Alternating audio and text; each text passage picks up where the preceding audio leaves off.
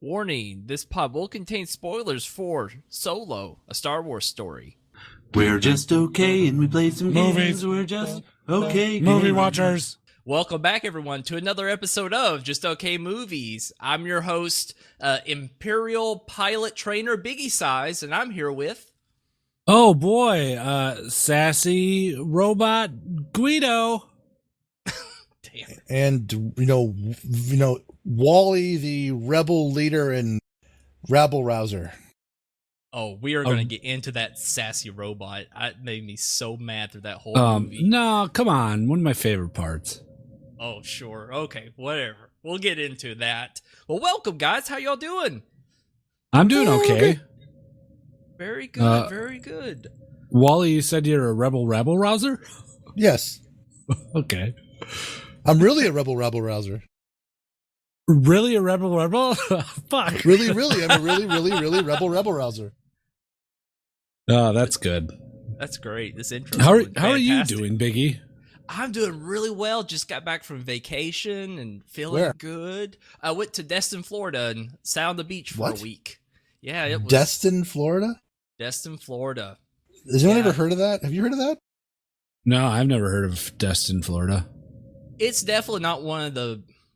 It's not like the big one you think of for Florida, but that makes it kind of nice because it's not like super busy, but the beach is real nice. It's off the Gulf, so the water's nice and warm. It's not like crazy windy. Stayed in this little, not really a bed and breakfast, but it's kind of styled like that. And it was just basically just sit on the beach and have everything brought to you. It was fantastic. So got to do that, and that kind of brought up a question, and I kind of want to jump into that before we go into Solo, because having moments like that or being in those locations, it really gets you in that mood for summer. It made me really start thinking about films that remind you of summer, and the one I mentioned was 10 Things I Hate About You. And I know it's kind of strange. I think it's kind of a strange option, especially since it doesn't have to necessarily do with summer, but I think it's just the setting and kind of thinking back with, summer, I think school is probably the most memorable time, Okay. kind of ending school and Yeah. being with your friends, and, things are going to change over those 2 months. That movie just reminds me of that. And we actually had someone tweet at us with their answer. It was, What? yeah, lots of correspondence. Thank you, guys. I appreciate it a lot.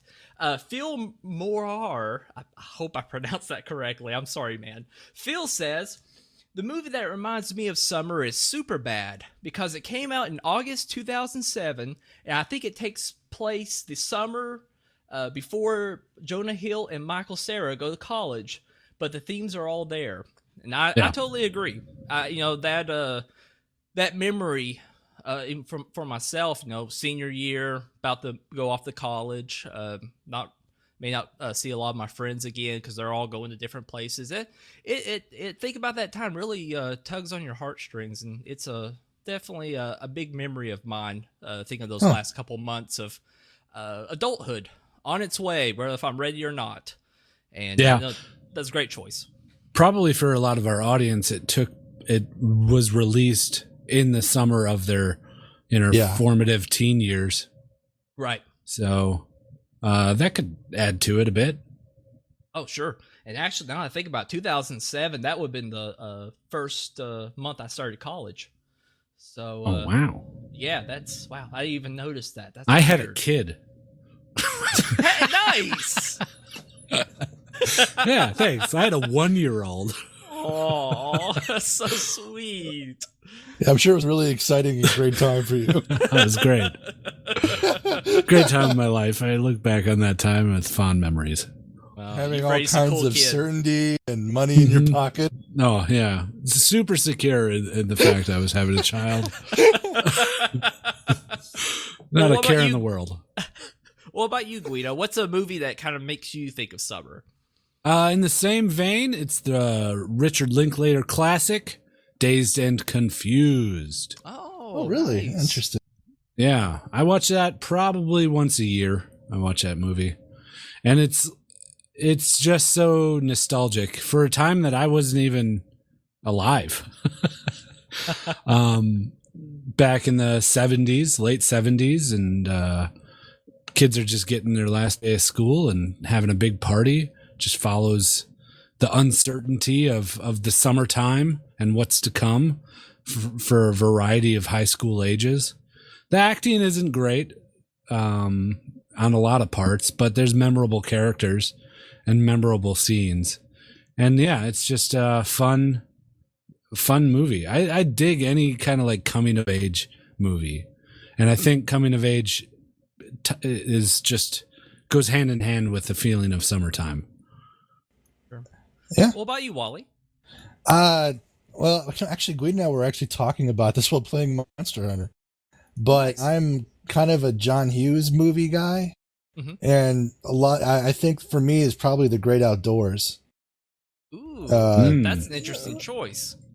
Yeah, because we watched it a lot in a cabin that we had. Well, it was a friend of the family's cabin, but one of the movies we always had kind of on retainer there, kind of a permanent collection with the same board games. You always keep, tucked away, the same movies. It was The Great Outdoors.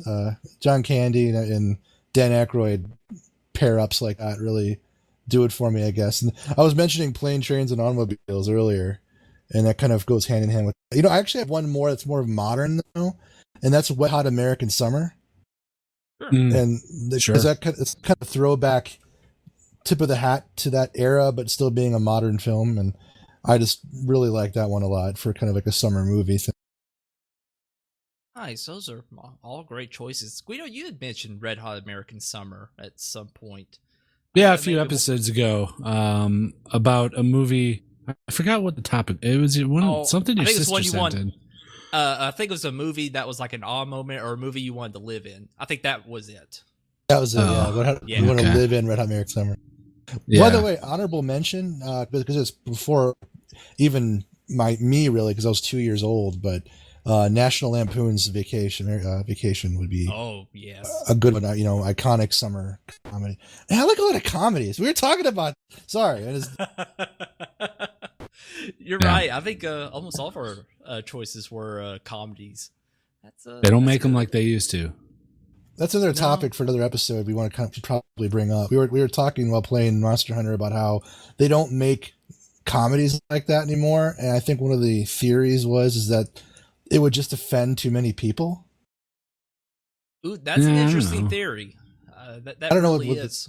I'm not sure why they're not making them then, because it was just one of the things that kind of cropped out. Because I could think of every single one of those movies where it would offend somebody.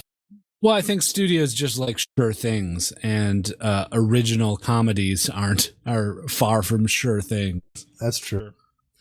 I wonder if it's this whole idea of taking these properties and trying to make a series out of them. You can kind of do that with a comedy, but it's not a sure thing. I mean, the last series I could think of a comedy was the Hangover ones, and some of those you could kind of argue if it's really a comedy or not, especially the second one that gets pretty dark. But that's the last comedy series I can think of. But I agree. I think they're kind of wanting those to be able to really milk a serial, and comedy just seems like it's a tough one to do for some reason nowadays. Name the last comedy movie that you've seen that was like a major release that did decently. Thor Ragnarok. I guess it's a comedy. It's an action comedy. Yeah, I can't. Superhero movies have taken place of the comedies. That's where all the comic relief is resting right now. Yeah. It's part of the Marvel formula. I think somebody actually broke down the Marvel formula once. And it's like stretch of action, narrative substructure, comic relief, then action again. Yeah. And also Deadpool I'd put as a comedy above an action movie. I mean, it's a superhero movie at heart, but it's definitely a comedy genre movie. Well, I'll tell you what wasn't funny for Disney. It's how much of a loss they're going to take on Solo.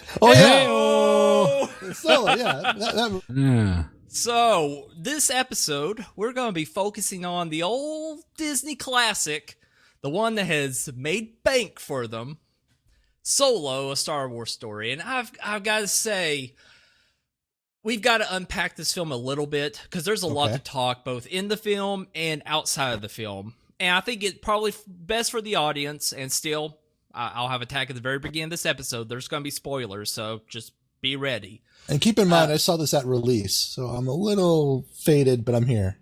Yeah, That's okay. I saw it like a week or two ago. Right, and I saw it about a day or so ago. So I think between the three of us, we'll get through it. Oh, definitely. Yeah, I'm gonna be relying on you, Gweedo, for some help. All right. So let's go ahead and start with the story. Wally, would you mind just doing a brief synopsis of Solo? Just the high points. Yeah. Okay, so it starts with well into the childhood and teenage years of probably early 20s, maybe even. It's kind of ambiguous. Of Han Solo, whose last name we now know from this film is not actually Solo, but we'll get to that. He's living on the hard streets of Corellia. His dad built ships, because I don't know if you guys know the greater lore. Well, you guys know this. But the greater lore of Star Wars, Corellia was one of the major ship manufacturing ports in the universe, or the galaxy, rather. I learned that in Jedi Knight. Yeah, there you go. Yeah, Yep. Video games really drop some knowledge on you in the Star Wars lore. And I don't know what happened to his dad. He became estranged, fell in with the wrong crowd, lived on the streets for a crime lord that was like a snake thing that lived in water. Had a love interest that was another girl that was like another waif, that very French in a way, very Les Mis or something. But all these kids working for this crime lord, but they aspire to get to move off the planet. He manages to squirrel away some precious commodity to get them off. They get found out. Things happen. They get separated. They almost get off planet. He does. She doesn't. In the process of trying to get out of here safely, though, he signs up with the Empire, uses the last name Solo. That's where it comes from. And then joins a crime group to make a big heist. It becomes a heist movie after that, where they have to make a big score, which snowballs into a huge fiasco, which leads them to another larger crime syndicate that they were working for, which may go into other films in the future or something. It's very ambiguous. And turns out the leading lady becomes a femme fatale of a sort, which has led to some criticism as a kind of a foil to Solo's character. But they're still in love. They just choose to go different ways because of plot. And that's it. It turns out he's a good guy at heart, does some good, and then it kind of closes out. Sets up the basis for who he'll be. Well done. Perfect. Gweedo, anything you would like to add to that? Oh, man. No, I think Wally touched on a lot of the stuff. There's specific scenes that I had problems with, and more that I liked. I liked more scenes than I didn't like in this movie. Just some of the characters were fun. Mostly Chewbacca. Man, he was doing some pretty fun stuff in that movie. He did. He was actually. I like how they handled Chewbacca in the film, especially them meeting. But I want to jump back a little bit. I love the war scene.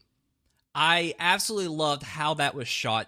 They did capture it really well. Oh, they did. It was great, and I did not expect it at all. It was such a nice shift in tone, because from the very beginning of the film, you see Han like in a speeder running away, and it's a fun little chase scene, and you kind of get that from the trailer. That's kind of how it's going to go. But then all of a sudden, he signs up for the Empire, and like probably whatever it's going to happen, and he like. Next scene, he falls in the dirt on this battlefield, and the way it's shot is so like on him that you can't see exactly what's going on, so it makes it feel frantic. So you can kind of see like the legs of some ATSTs like falling over, a bunch of people running. They're not in the regular stormtrooper uniform. They're in the kind of like just a helmet and like long sleeve shirts and stuff, so you can tell they're all human. Mud and smoke, and nobody knows where any of the fire's coming from. Without the lasers and everything, you would imagine it was like a scene from World War I. Just like smoke they were in trenches everywhere. Yeah, they Foxhole. were. It was great. That whole scene was so well done. That's one of the issues I had is you think this, I know it takes place a long time ago in a galaxy far away, but they're so advanced with their technology and stuff. They'd upgrade their warfare tactics past just like a frontline battle fight, right? You know, why aren't they just in some sorts of like protective shields and blaster bolts are bouncing off of them? Why don't they have robots fighting for these fights? They had them in the prequels. You bring up a great point, and it's kind of what we talked Thanks. about in that's a great point. You really focused on this film. That's oh yeah, And I you really were catching got the notes. detail, man. I agree. And it's one of those things that it's like you could be like a super heavy Star Wars person and just say, oh, yeah, right, why aren't they using robots and stuff? But then you try to look at it like, okay, it's style. You know, you're trying to view Han Solo in this situation. It's not the one he wanted to be in. And he's just like, as potential low point, just a regular old soldier, cannon fodder, essentially, for the Empire. And like, how in the world is he going to go from this to being eventually a general in the rebellion? And I like that because it's definitely a turn I didn't expect. But I agree. You had to set the tone that he's just a normal guy and he's thrown into this, horrible circumstance and he's just trying to cope. Right, and I think the film did a good job of that. They never made him, other than I kind of have a problem with them saying he's such an incredible pilot, because I never felt like in the original trilogy they ever stressed that he was just incredible pilot who could just do anything, almost superhuman in that respect, where it just seemed like he just got lucky a lot. And they kind of hit that tone, I felt, a little too much. Like they have to make him seem like he's the best thing in the whole wide world, when I really never felt like that was his character. I never equated Han Solo to incredible pilot. Han Solo's the domino of the Star Wars universe. His superpower is luck. Yeah, I agree. Well, it's always luck. Yeah, that and and we're going to jump to this later, but like they actually added a little bit more secret sauce to the Falcon too. It's more than just a ship. Now it's like a special ship. That. Yeah. Wow. Let's get into that. Jeez. Okay. Speaking of Gweedo saying he's that sassy ass robot, I know I had a rant in the trailer breakdown that me and Gweedo did, but it confirmed my fact. I knew exactly what that robot was going to be. I was going to hate that robot with every fiber of my being, and they took it to the nines. This robot, its characteristic is a tough, I call it like a tough ass bitch who wants droid rights, and that's her character is droid rights, and she has like a map in her brain that they can use to get through a whole bunch of stuff, and that's it. And she was the navigator of the Millennium Falcon. She was a navigator, and it was so strange, and I almost want to say some of that was reshot. That they imply that she kind of has an interest in Lando as like a partner. A romantic interest, yeah. When he, throughout his scenes, shows zero interest in any of he that. Does later. Yeah, but it's so tacked on. Like how he made it sound like he said he was gonna wipe her brain, but if she didn't have that map in her brain, then he would just wipe her out so she wouldn't be so crazy. But then she gets shot at the end, and he runs to her and embraces her. And I was like, if you're kind of sticking with what you were saying before, you just grab her head and run. Like he never seemed like he gave a fuck. There wasn't like that scene where they lock eyes or he rubs against her and something, you could do that little slow pan that, he's kind of cares for her. None of that. And just all of a sudden he was just playing like, hard to get, Biggie. He was playing hard to get. Yeah. Then they need to establish it. I don't want to just him run out of character when he's already said he doesn't give two shits about her, except for she's got a map in her brain. And then he was nagging her. You got this big firefight going on, and he's just holding her. And like, oh, come on. And I feel like that had to be a reshoot. I bet that they had more of that in the original film. I really find it interesting that that's what bugs you about her when like everyone else hates something completely different about the robot. I know. Oh, and that I don't know. I haven't looked in. I didn't even know anyone hated her. I thought she's a self-described mockery of feminism and activism in general. Her whole droid rights thing and some of the sexual innuendo things she says, like. Yeah, maybe I'm a goofball, but like I didn't have a problem with the character. It wasn't until I saw people get angry about it that. I was like, oh, but like, I don't know.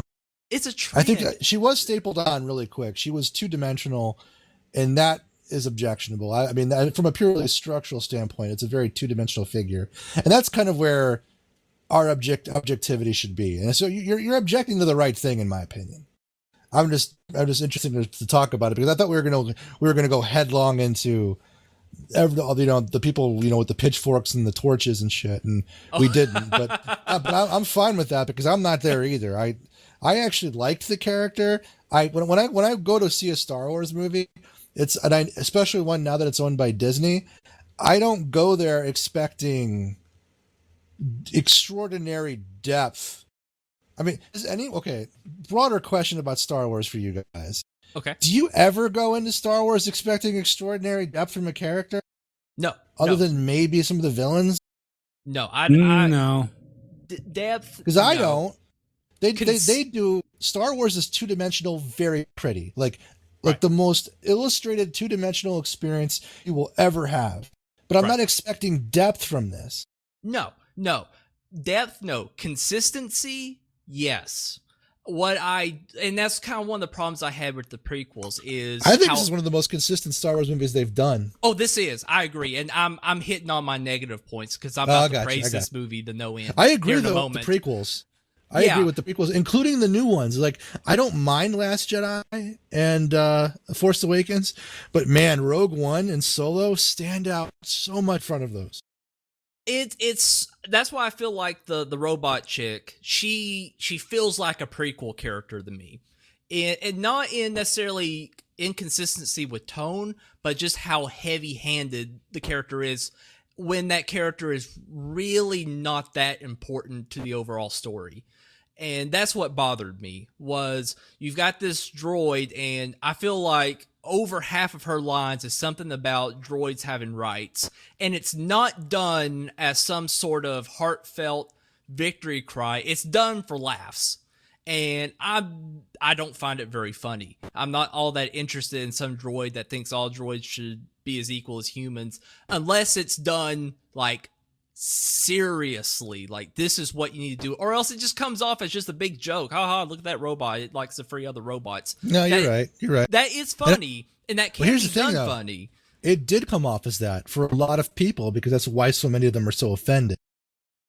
And and I definitely disagree to the point of being offended. The offense is debatable, but that people came away from that in two different ways. But at the end of the day, the fact remains that this thing was so two-dimensional that it was leaving that impression to different groups with different responses. Right. And I feel like it's definitely the robot. I may be sounding way too negative against this. Start calling it a droid, really. You're right, droid. Yeah, the LucasArts branded term droid. Yes.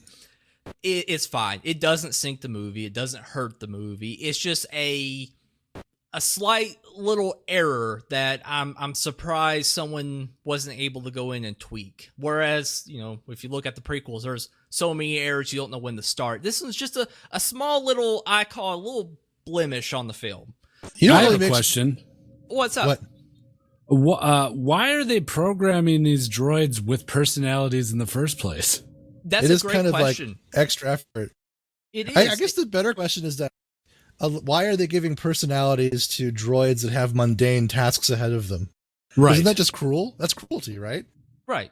It's like essentially your entire life is to 20,000 leagues in the bowels of an asteroid mining coal. But here's your zany personality. I hope you enjoy sentience. Bye. Right. That's a great question. In the older films, you could say C-3PO was the only one that had some personality, but even then, R2-D2 did too. He was. R2-D2 did too. Ooh, that's good. I like that. And I'm willing to, and I guess that's the next question, is comparing the bots. Well, the New Hope had the bots, why don't you argue about them? But they had R2-D2 had a really serious role in that film as being the carrier of the map to destroy the Death Star. He served a big role, and C-3PO was kind of there just as a contrast. So, overall they worked as almost a single character, kind of. And whereas it was Abbott and Costello. Yeah, there you go. It was based on Abbott and Costello. That makes a lot of sense. But they served a critical point in the plot. And, everything else, just kind of humorous moments, is just, it's just kind of icing on the cake, and it's fun. Where this person, and I would say almost even the other robot in Rogue One, kind of were witty. They were there for a kind of a comic relief or a contrast, but they didn't really serve a big point in the plot. And that's the problem I have with Disney's vision of the robots, is they feel more tacked on for yucks than necessarily a key point to any of the plot. But it's a small problem. It's just for me and how I'm about films. It just stands out. But I guess moving on, we got still so much to talk about. I want to first of all say how great this movie is. I am so surprised at how good it is. The beginning was a tad rough.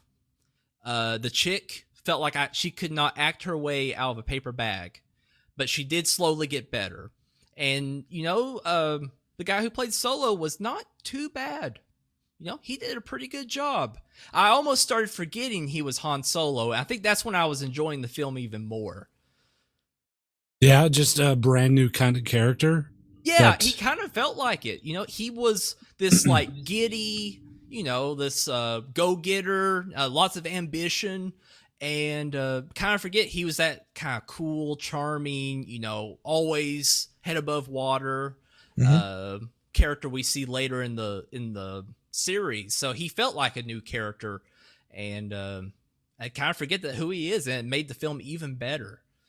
Do you guys have the same feeling? Yeah. Yeah,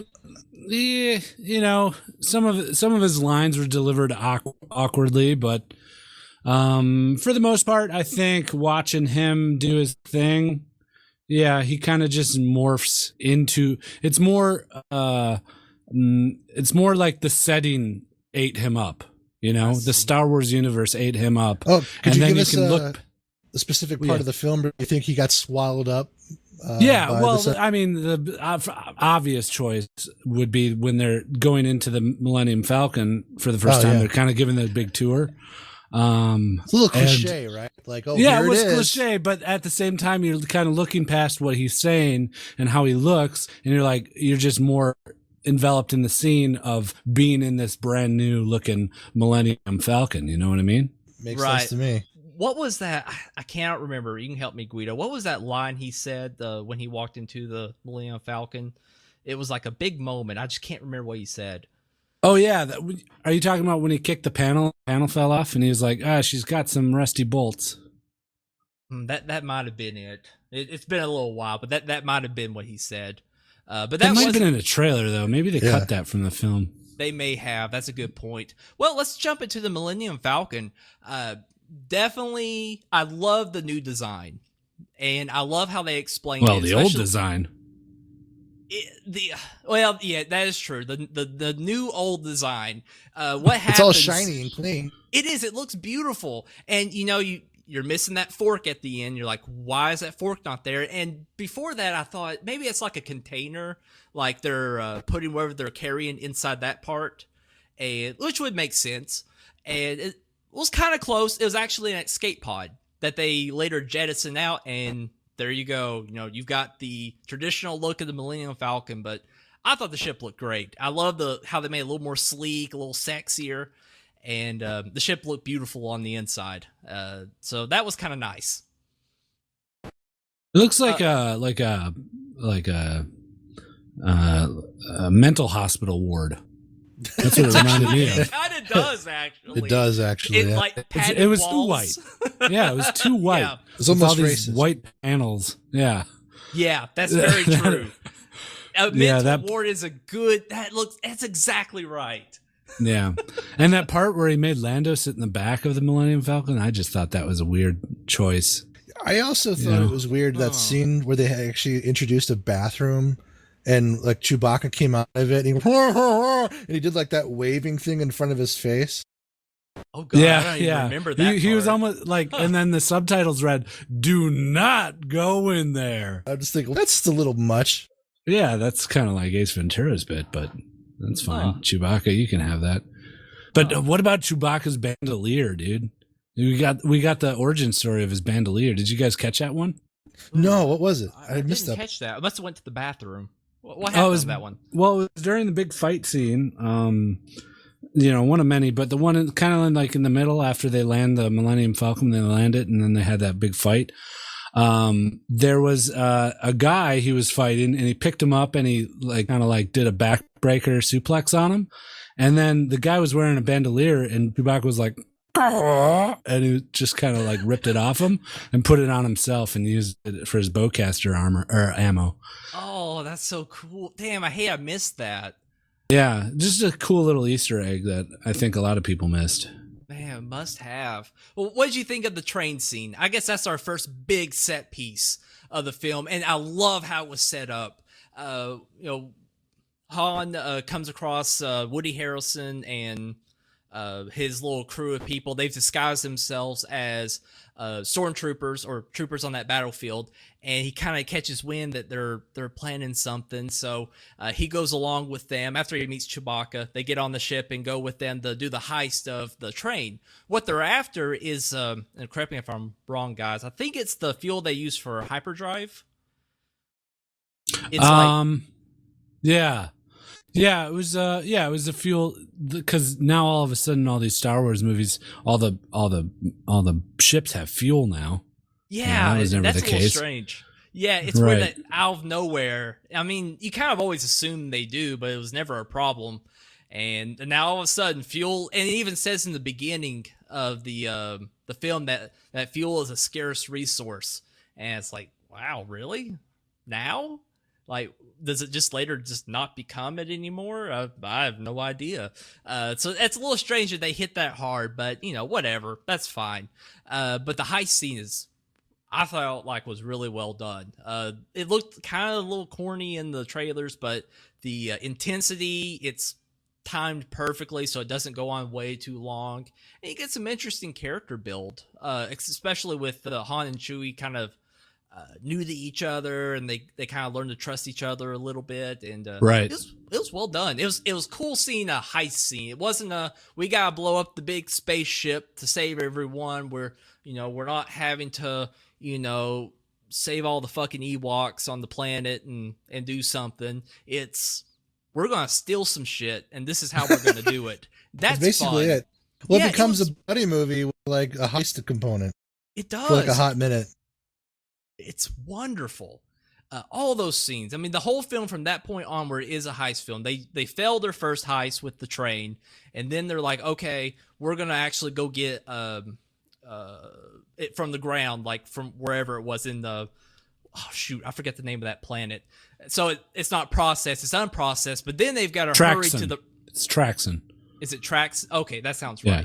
right. So they have to get it unrefined and take it to a refinery really fast, or else it'll explode. So there's this great time that they have to work through, and it's wonderful. It's so well done. It was well done, and it really made you feel that tension of them getting Right. caught.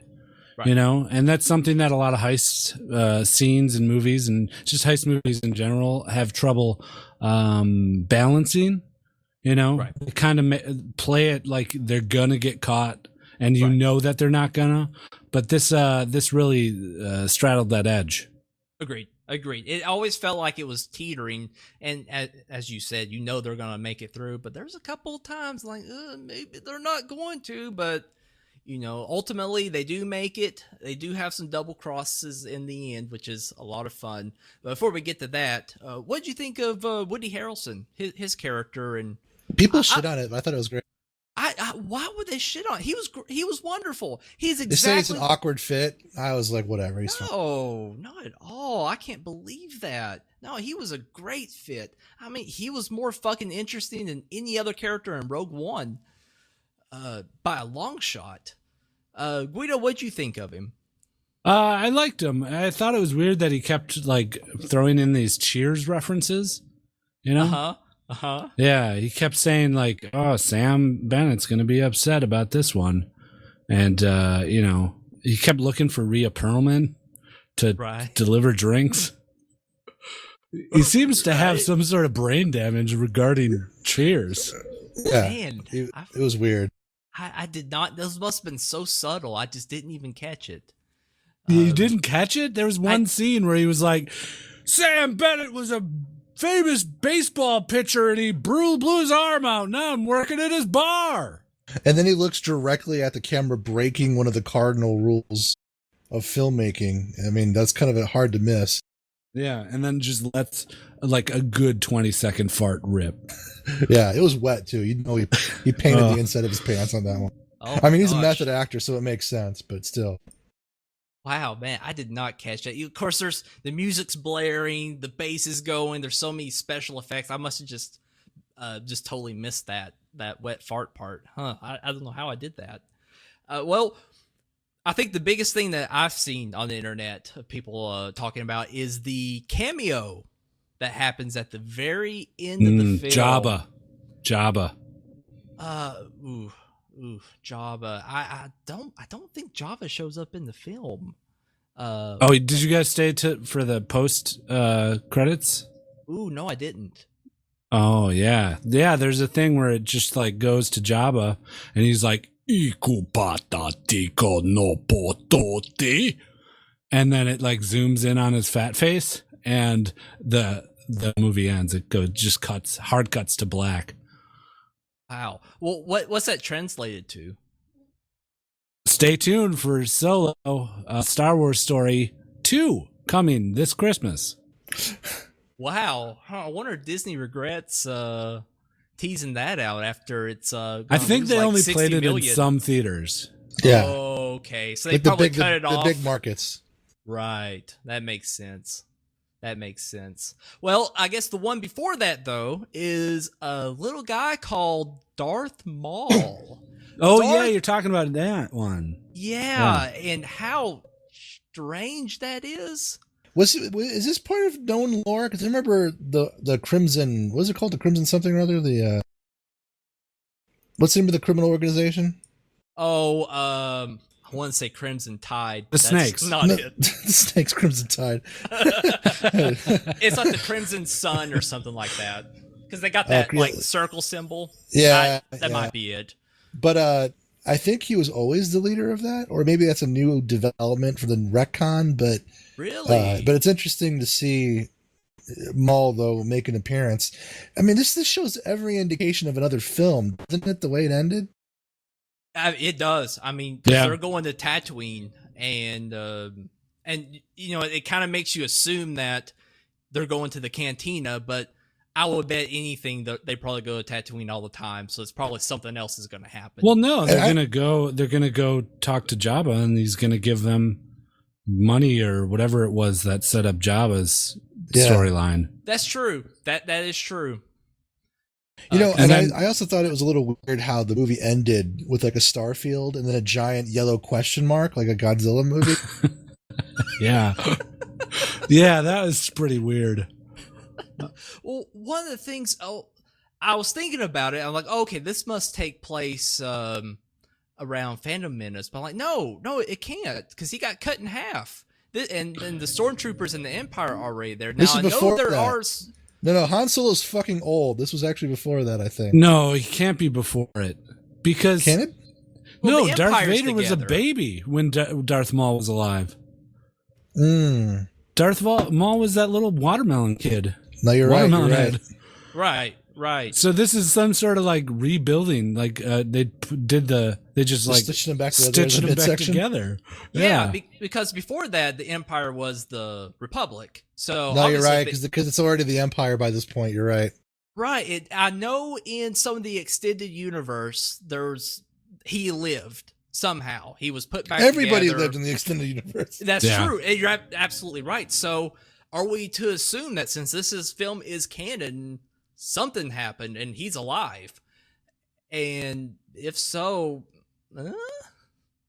what? If so, he must not have a very big impact, because they went through several more movies after this, and the Empire got along just fine without him. Right. And obviously, Vader never said anything, but then Snoke and all them haven't said anything about him. So he must die shortly after, or very insignificantly perishes. Unless again. he's a droid or something. Just maybe. And who it knows? was so weird because he talks to the chick, the Han Solo's babe, because they killed the leader of that group, and she kind of takes control of it. and he's like, we're gonna be working closely together. And then he just like, he's a hologram, so he just stands up and just turns on his lightsaber real weirdly. The whole thing was like, it felt really, really tacked on, and the whole exchange was just odd. It's like, we got to have a lightsaber. Let's just make him stand up and turn it on and put like next to his face real weirdly. And I did not like it. It should have just, she turned the switch. She kind of had her moment to be almost a new what was villain. The point? What was the point of him even being in it then? You know, it's just weird. He shouldn't be. He should not. That scene should have been just about her. I also thought that it was just kind of really inappropriate that he was on a toilet. Yeah. He had his hood down, taking a dump. Yeah, I mean, he was showing clear exertion while he was delivering his lines. Right. And I don't think they really had to ram that point home, you know? He wiped like 48 times, too. He had to use his lightsaber to break it up. While he was talking, you know? Yeah. We're going to be working a lot closer from now on, and all I could stare at was his hand going back and forth. Well, that is a good metaphor for how close they're going to be working together. Yeah. Mm-hmm. Yeah, I agree. Well, I mean, that about wraps it up. Wally, I mean, is there any part you want to talk about? Go for it. Yes. The actor that played Han Solo had to have an acting coach brought on the stage because he got onto the set because he couldn't act at all. Right. I don't know if you knew that. I was wondering how we thought about that. Other thing is they fired the director and they brought on what's his face? Ron the ginger. Howard. Yeah. old Opie. Yep. Ronnie H. Yep. The acting coach is fascinating because I talked about this on the trailer app, but that actor plays a person in a movie called Hail Caesar who is an actor who can't act. That's fantastic. It is, and there's this whole wonderful scene. I think I sent Biggie the clip from it, where he's just trying to say one line over and over and over, and him and the director are just going back and forth, and he just cannot nail it. Talk about flash in the pan comedies, though, by bringing it full circle. Hail Caesar, wonderful movie. Oh, wonderful. Great movie. I wish we could make more movies like that. That's porn for me, really. I just love that. I feel like he did well. Maybe that's because of the reshoots, but I felt like he did a good job. Still, we talked about it also during the trailer breakdown that you just can't compare him to Harrison Ford. He's a Class A actor. He made the role, and trying to think, okay, this is Han Solo, kind of made the character less interesting. You started noticing just you're not Harrison Ford. And I wonder what Harrison Ford thinks of this. He doesn't give a shit. You don't think he gives a shit? You don't Not think at all. He went to his wife like, honey, they got some guy to do me as Han Solo. Can you believe it? I don't know why he's New York all of a sudden. Like it started out strong, lately. Han Solo. Like, he had the gravel there, and then the gravel went like Jersey quick. But just imagine him as kind of a different character. The film works. It works great, and I know why they picked Han, because he's a well-known character. But considering how bad the film has done compared to their other films, I still kind of think they could have just called him something different and probably done the same, if not better. I think it was just a perfect storm of just bad press, bad marketing, having Force Awakens. The Last Jedi come out not even 5 months ago, and that having a poor reception in itself, people are just like, well, what, we're gonna watch another Star Wars movie? The last one didn't leave a good taste in my mouth. Right, and that's been, I guess now we'll move into the I hate to call it controversy, because I don't think that's true. I think it's just the performance and everything around this movie, because that's almost as interesting as the movie itself, I believe. The film has only made, I think, 250 million, maybe 280 worldwide, with a projected budget of 300 to 350 million, if I remember correctly. So they're estimating about a 50 million loss, give or take. Naturally, they'll probably make some of that back up from DVD sales and merchandise and all that stuff. But still, it's a big difference compared to The Last Jedi that made like $1.2 billion. And all those films have cost about the same, 250 to 300 million. So this hurts, especially compared to Infinity War that's just past $2 billion. And, or hell, I mean, even Black Panther. I mean, that's another film that I think I had less interest in seeing that than I did Solo. And it's made over, I think $800 to $1 billion. So this is a major shit stain for Disney.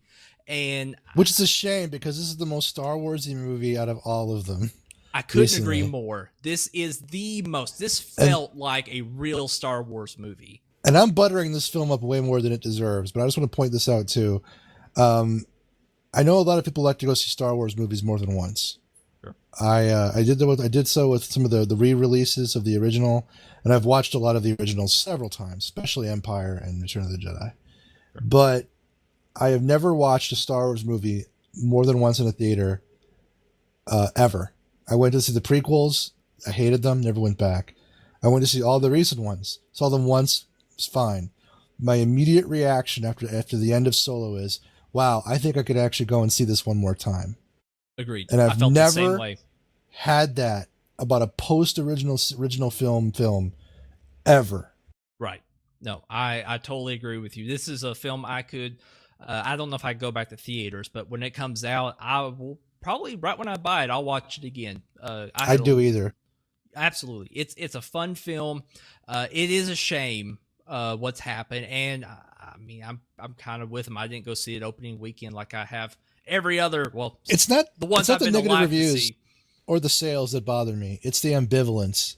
There's a lot of people out there that are like, It's like, no, don't give up now. This is the one. And it's like, I don't know how, but you can't force people. You're right. And this is kind of, I feel like the same thing with Star Trek Beyond. No one went and saw it at all. And it was probably the best one of the three. I think, was Beyond the new one? Beyond's the new one. Yeah, Beyond. Yeah, Beyond, totally. Yeah, I totally agree 100%. So anyone listening to this, definitely go see Solo. I highly recommend it. It's not perfect.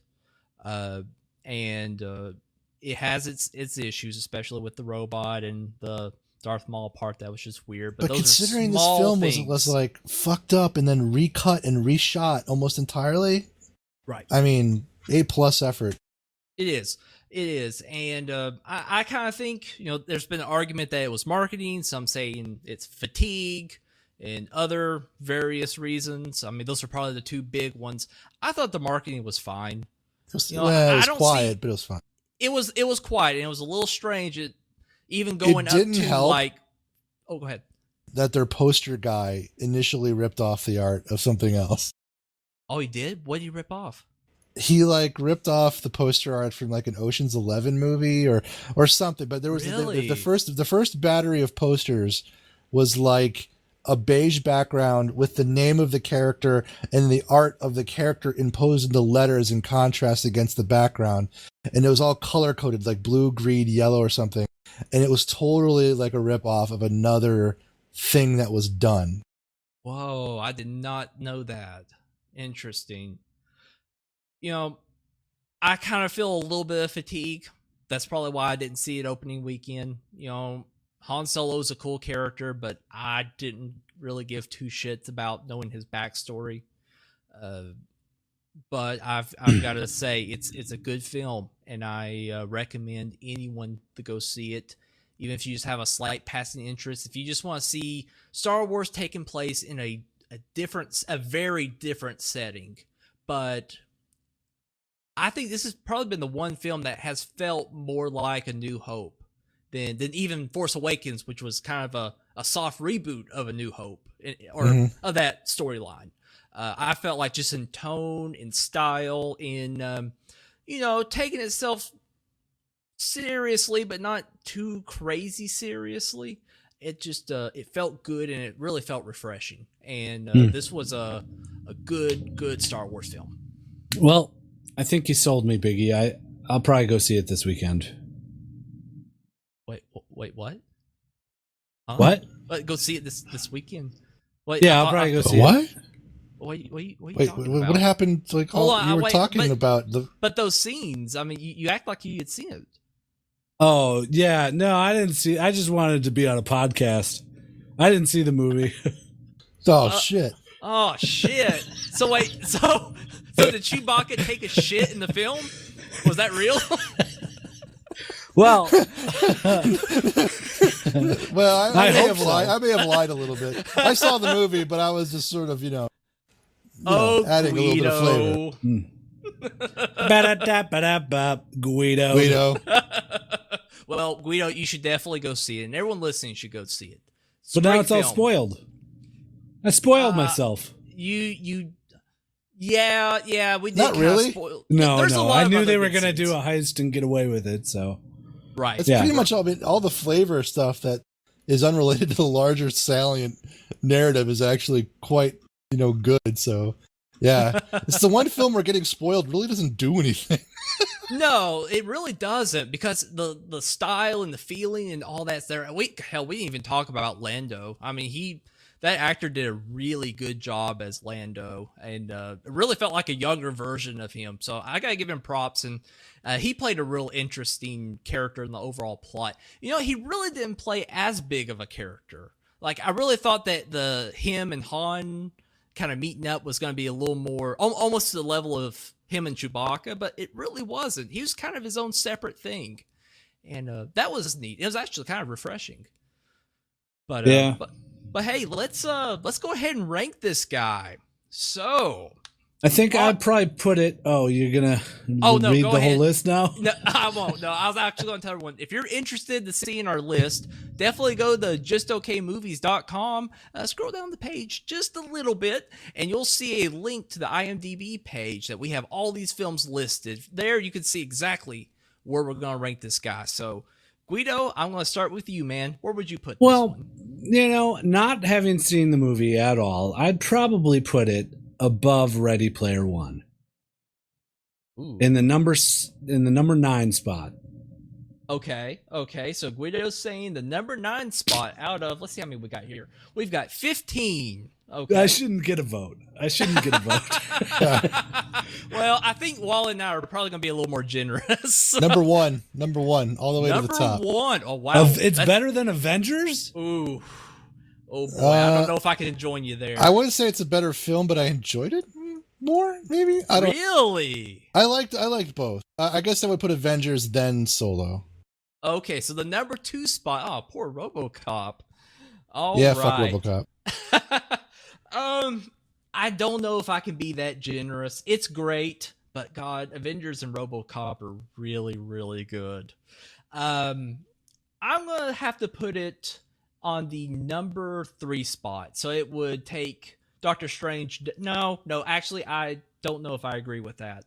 I'm actually gonna keep Doctor Strange at number 3. I put it at number 4, right above Last Jedi. I would feel pretty comfortable with that. So let's see here. So we got Wally for number 2, me for number 3. All right. And Guido's way down at the bottom. All right. At the bottom, in the middle. And Way at the bottom. pretty much at the bottom. At least where all the decent films are. The bottom really starts probably at like Batman and Robin. The rest is just trash. All right. So, you know what, Wally? I will all right, Guido. Here's what we're going to do. I'm going to let you pick. We're gonna Do kill you. you want to go with Wally and put it on the number 2 spot, or go with me with the number 3 spot? I haven't seen the movie. Based on what you know. The Well, what power I is in know. your hands. Oh He boy. hasn't watched the movie, man. So above RoboCop or below RoboCop? That's what it boils Correct. down to, right? That's right. Or no? Yeah. Well, why don't you just cut it in half and put it in between RoboCop and Doctor Strange? Okay, so put it at the number 3 spot. Wally, Yeah. would you agree with that one? Sure. All right. Well, hey, I think that's a very respectable spot. All right, so we have a new number 3 film, and that is Solo, a Star Wars story. Well, all right, guys. Well, hey, you want to answer the email real quick? Yeah, sure. Sure, All yeah. right, let's jump in just one email. We've actually gotten quite a few, and thank you guys. So we have an email from Matthew Barnett. Hey, just wanted to email to say I love the podcast. Really enjoy hearing all of your opinions and thoughts on various movies. Thank you all so much for all the time and effort you put into providing us listeners with free content, especially you, Biggie. Oh, thanks, buddy. I have a few questions. Feel free to discuss them or pick an interesting one. All right, there's only a couple. We'll do a couple of them. What's your favorite animated film? Gweedo. Oh man, just for nostalgia's sake, I'd have to say Aladdin. Okay. All right, Wally. Was the first. Oh, okay. Go ahead. No, keep going, dude. No. We don't want to know why. We don't know what. You know what? That's your choice. It was the first. I growing up when I was a young lad, it was all Disney. All Disney movies were princesses and shit, and this was the first one that had like a boy, where I could be excited to go and watch a boy, and really settle into my gender role. Okay. Okay. And it was, I don't know, it had Robin Williams. It was just, it was good for my age when it came out. I have fond memories of watching Aladdin in the theater as a child. So what about you, Wally? Princess Mononoke. Okay. Yeah, I've heard good stuff about that. I've been meaning to watch that one. Very nice. Mine would be probably the most memories I have of one is the Disney film Peter Pan, the animated one. That was my favorite movie as a kid. Still have the VHS of it back home. I feel like there's almost two categories. Like your favorite animated film and your favorite nostalgic animated film. Oh, go ahead. Right, because there's better animated films than Aladdin, I feel. Right. Yeah. It's just the one I connect the most with. Because if I did that, I would say like an American Tail. Oh, that's a good one. Very good. Very good. All right, let's answer the next one. Okay, let's do it. No, this fucking what the fuck is it? This fucking Alexa is talking to me. Hold on. I'm gonna kill you tonight, Biggie. All right, hold on. Let me. I watch you sleep. All right, let's do the next question. What is a cinematic experience that has stuck in your mind? So, what would be a time you went to the theaters and watching a film, it just really stuck with you? I guess that experience. Easy. All right, go ahead, Wally. I talked about this one at somewhere. I don't know where, but Independence Day, pretty much the entire film almost. But opening night, midnight, there's a scene where the fireballs are raining down and everyone's dying and there's explosions. And Will Smith's wife and his kid and their dog are trying to get out of LA and they're stuck in a tunnel. And the fireball's traveling down the tunnel. She manages to grab the kid and the dog comes with her. And she kicks open like a utility door and jumps inside. And as the fireball's barreling down, their golden retriever is staring at him going, I'm a golden retriever. And they're like, come on, get in here. Come on, let's do this. And the dog's like looking at the fireball, looking at them in slow motion, and then jumps just as the fireball passes by. And she kicks the door closed and it's a scene transition. And the entire fucking theater is off its fucking feet because that goddamn dog lived. And they Very nice. What about you, Gweedo? Movie going experience in general. When I saw Men in Black, another Will Smith movie. Yeah. Yeah. It was the first time I had ever gone to a drive-in theater. Because in Milwaukee we had one that was kind of far away. You had to drive like 40 minutes or so. So I was in my teens or early teens, 13 or so, I think. I don't know. Yeah, it was just a cool experience to go and watch a movie, basically tailgating. Yeah, I'd have to say that. That's a fond memory of mine. Oh, good choice. Yeah, I miss doing that. We used to have a drive-in theater real close to the house, like 5 minutes away, and we would go to it every now and then. It really is a fun experience, getting to kind of sit outside, and you don't feel like you got to be like super quiet and can walk around. It really is a lot of fun. The only one that sticks out to my mind is I guess it has to be the first movie I ever went to see in theaters, and that was Star Trek Generations. And I remember we were the only ones in the theater, my mom and dad and I, and I was just blown away. You know, the massive screen, getting to see these characters that I'd only seen on TV, and now they're just on the big screen doing this zany plot about blowing up a sun. And oh my god, that movie is a mess. But it's a time that really sticks out in my head, and I guess this is the one time I was like, oh man, this is just an incredible experience. But thank you, Matthew. Great question. And hey, if you want to send in a question, anything about a topic we've talked about, or maybe just something you want us to know what we think about it, send an email to justokmovies@gmail.com. Also, feel free to shoot us a tweet at justokmovies. And hey, if you want to leave a voicemail, go to justokmovies.com, and I have that phone number posted there. I need to get that memorized. But well, hey, thank you so much for joining us, fellas. Thank you so much for absolutely being on here, and we'll come back at you next week. All right, take care, guys. Bye-bye. Bye.